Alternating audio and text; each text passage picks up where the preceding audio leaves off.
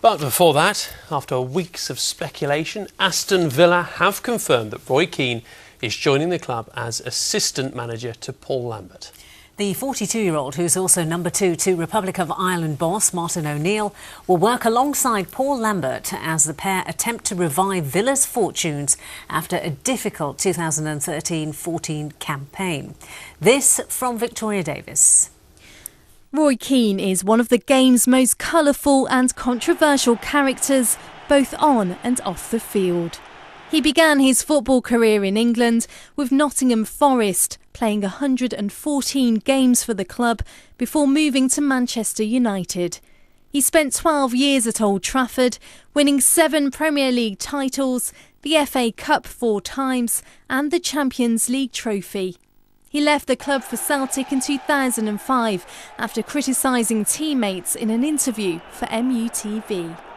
His international career with the Republic of Ireland also ended controversially when he walked out of the squad during the World Cup in 2002 after a row with manager Mick McCarthy. In 2006 he got his first job in management with Sunderland, where he won promotion to the Premier League. But it's reported his tough managerial style didn't win him many friends among the players. In 2009 he was appointed Ipswich manager, but he was sacked in January 2011 when they fell to 21st place in the Championship. After working as an ITV football pundit, Roy Keane was persuaded to return to management in November 2013 by Martin O'Neill, who'd taken over running the Republic of Ireland squad. In a statement, Keane said, "I am relishing the prospect of linking up with Paul Lambert and combining both roles to the full advantage of both Villa and Ireland." And Paul Lambert said, "As a player, he was one of the most accomplished in the history of the Barclays Premier League, and he's brought that experience gained over many years into his career in coaching and management. The players will love working with him." Well, good luck, and I believe we'll be hearing from Roy Keane tomorrow. OK, great. Now, it was one of the highlights of the 2012 Paralympics, with sell-out matches and world-class performances. Now, Team GB's wheelchair rugby team are at their training base in Leicester, preparing for next month's World Championships, as Emma Woods reports. It's fast, it's furious, and it's not for the faint-hearted. Wheelchair rugby is a mixture of speed, chair contact and ball control. The elite squad train at the Queen Elizabeth Leisure Centre in Leicester. Team captain Michael Kerr, wearing number 7, became a wheelchair user after breaking his neck in an accident on holiday in the year 2000. He believes it's a great sport to play and watch. We're all strapped in, so if you fall over, everything goes over. So you actually stay in the chair, although you fall over. So it is a relatively safe sport, although it looks pretty nasty. London raised the whole profile of the sport, but I think it's very spectator friendly. Obviously people like to see the fast pace, the hard hits, so it suits the spectator. Each team has 4 players on court at any one time, with 8 rolling substitutes. Players use their chairs to block and hold opponents, and the aim is to drive the ball over the opposition's goal line. Coral is one of only 2 female players. She was fast-tracked onto Team GB after joining her first club. I don't really get many hits, really big hits anyway. I shouldn't really say this on camera because then everyone will want to smash me, but when I defend, I just usually show my wheel, then I won't come out as much. So I'm not really into the full-on smashing, to be honest. It kind of hurts, but... The government are keen to capitalise on the legacy of the Games by encouraging more people to take part in sport. Today, the rugby-playing Minister of State for Disabled People gave it a go himself. It's not what you can't do, it's what you can do. And when I was a young man, this would never have been dreamed of. If you look at some of the other sports, like some of the skiing that's going on at the moment, some of the wheelchair basketball, loads of the other sports, we can do it. Let's take away the barriers, and that's my job as government, exactly what we're trying to do. The team are currently ranked 5th in the world. Next month they'll be playing at the World Championships in Denmark, aiming for a place in the top 3. Emma Woods, ITV News, Leicester. And good luck to Team GB. Now, the national and international news is just a few moments away. Let's take a look at what's coming up with Mark Austin. Police confirm they're looking at new allegations against Rolf Harris. He's already facing jail for indecent assault. Tonight, fresh questions about his friendship with Jimmy Savile. In Israel, thousands joined the funerals of 3 Jewish teenagers whose murders threaten yet more violence in the Middle East. And police question 4 new suspects in Portugal about the disappearance of Madeleine McCann. Join Julie Etchingham and me at 6:30. Now, the market for snakes as pets is flooded, and as a result they can be bought for as little as £10, and that is bad news because they're being bought as a novelty and then abandoned in record numbers. One sanctuary is receiving dozens of unwanted snakes, including pythons and boa constrictors, every week. John Ryle reports. Every month sees a sharp increase in the number of exotic species brought to this rare breed sanctuary.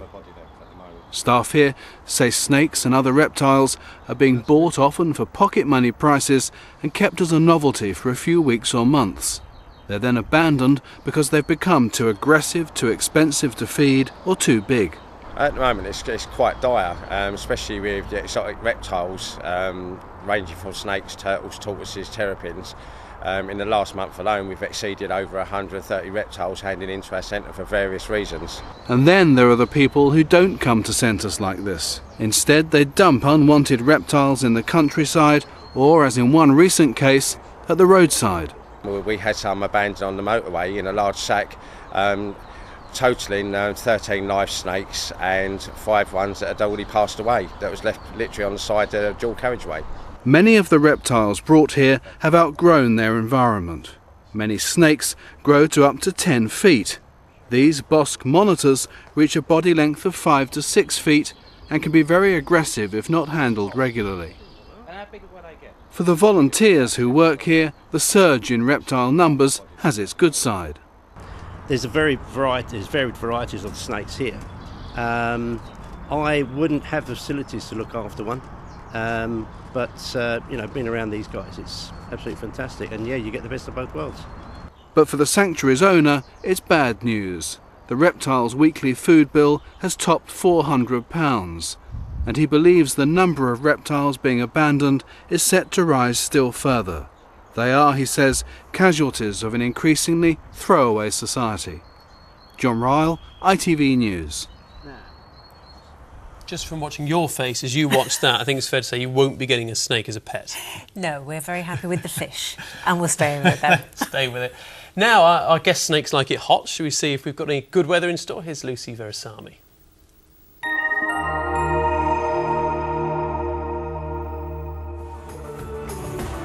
What's in store for today? ITV Local Weather, sponsored by CenterParcs. Hello to you, very good evening. Well, yet more sunshine expected in the next 24 hours, both to end the day today and tomorrow. Warming up a touch as well, temperatures boosted a couple of degrees as we head through tomorrow afternoon. It's all due to this huge area of high pressure extending from the Azores up onto our shores, keeping things settled, dry and quiet for the time being, keeping these 2 low pressure systems at bay. But come the end of the week, well, that punchier low pressure system to the north of us gets its act together and swings its way in, bringing some cloud and some rain as we roll towards the weekend. But let's not dwell on that just yet. We've got a lovely evening ahead, late sunshine before dusk, just a few showers cropping up here and there. But by and large, a fine and dry end to the day. Feeling very pleasant out there. And with those clearer skies tonight, expect temperatures to fall away, especially out in the countryside come dawn. It could feel a little nippy come first thing tomorrow morning. And the compensation will be full-blown blue skies from the word go. Stunning sunshine as we head into a new day. It's looking gorgeous well into the afternoon. A touch warmer as well. Highs of 23, possibly 24 degrees. Enjoy. ITV Local Weather, sponsored by CenterParcs.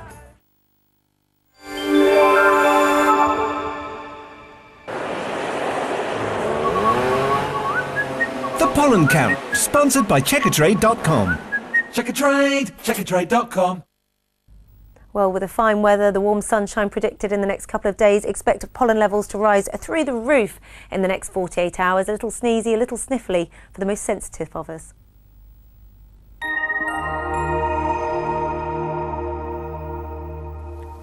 Just before we go, let's give you a reminder of tonight's top stories on ITV News Central. Police are questioning a number of key suspects in Portugal in connection with the disappearance of Madeleine McCann from Rothley in Leicestershire. She vanished while on holiday with her parents in 2007. The West Midlands' first Police and Crime Commissioner, Bob Jones, has died suddenly at the age of 59. Wolverhampton born and bred, he worked as a councillor in the city for more than 30 years and served on the West Midlands Police Authority. And the latest stage in the parliamentary process for HS2 plans between London and Birmingham kicked off today. A committee of MPs will hear the views and concerns of those who could be affected by the rail link over the next year. You can always keep up to date with the latest news and sport at itv.com/central. But from us here, that's just about it. You've got the late news, and I'm assured it is at 10:30 tonight. Yes, football permitting. Yes, no, you're safe. Anyway, from us though, have a great evening. We'll see you tomorrow. Take care. Bye-bye.